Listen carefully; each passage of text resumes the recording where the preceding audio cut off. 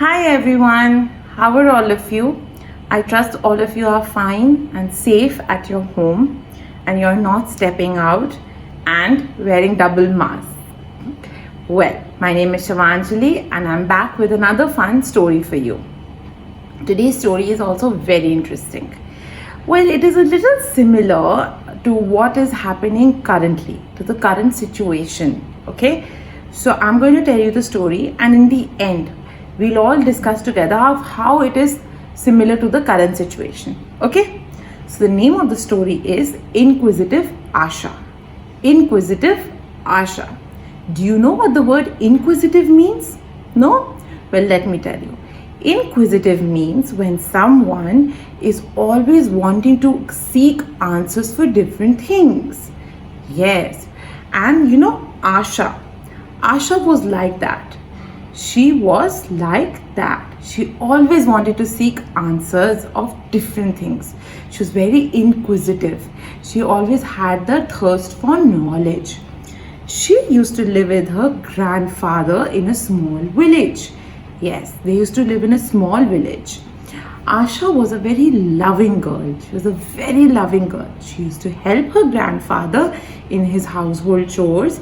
She used to love reading books and she used to love acquiring information and knowledge about different things in the world.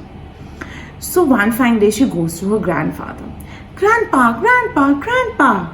He said, yes, Asha, my darling, tell me, what is it? Grandpa, I was thinking, I have a question in my mind. Yes, what is it, Asha? So she said, I was wondering, how do fishes breathe underwater? So her grandfather laughed. He said, ha ha ha, Asha, my darling, let me tell you how they breathe. Well, they have gills. They breathe through gills. And that's how Asha got one more answer to another question she had. So she went back happily to reading her books. And then, while she was reading her books, she kept thinking, there is one question that I've always wanted to ask my grandfather. Owing to his vast experience in life and knowledge, I think he will be able to answer this question of mine. She said, okay, let me just go and ask him. And this question used to, play at the back of her mind quite often.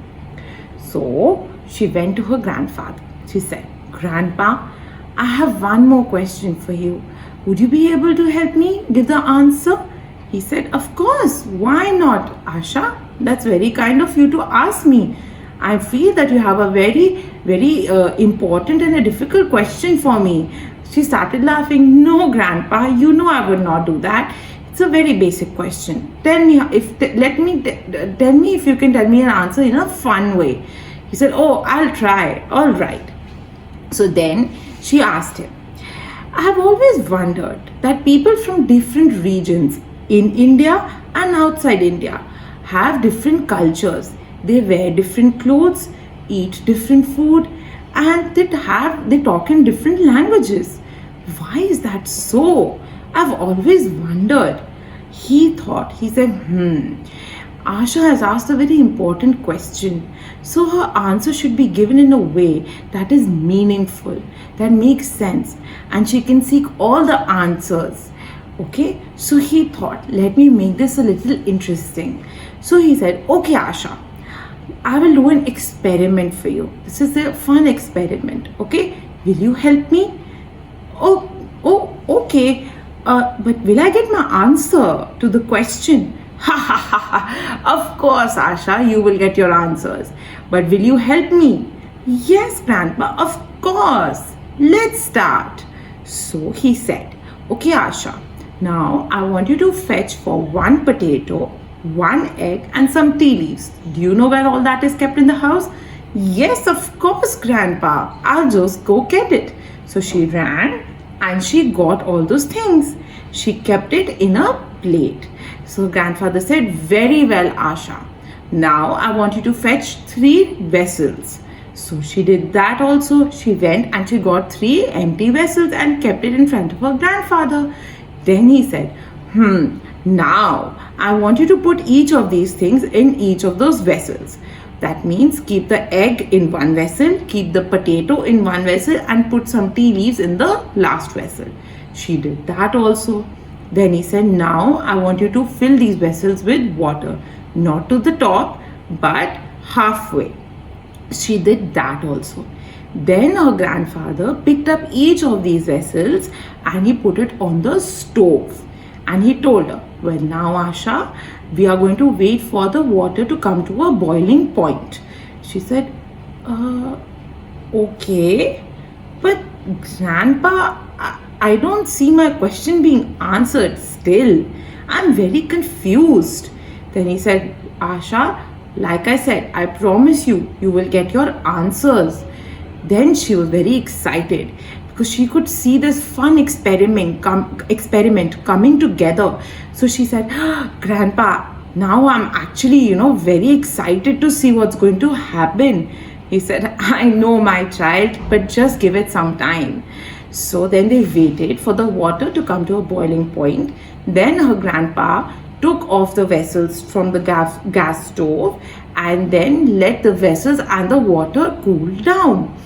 Then he told Asha, okay Asha, now is the learning part of our experiment. He first took out the egg from the first vessel and he put it on the plate.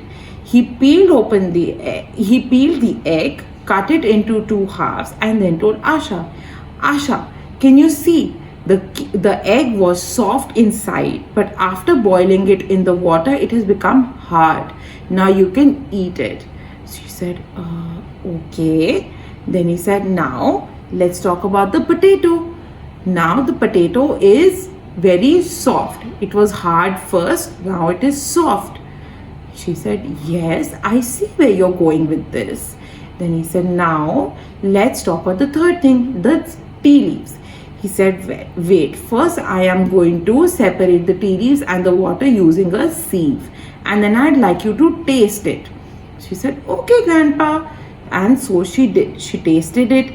And then he asked her, what is the taste?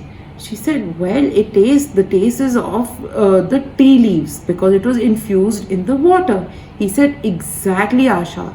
That is the answer to your question. Just how soft things became hard and hard things became soft, and because of the tea leaves, the water changed the color and the taste. The same way, we humans also adapt to different situations differently. For example, there are some people in the world who wear woolen clothes all through the year and some don't.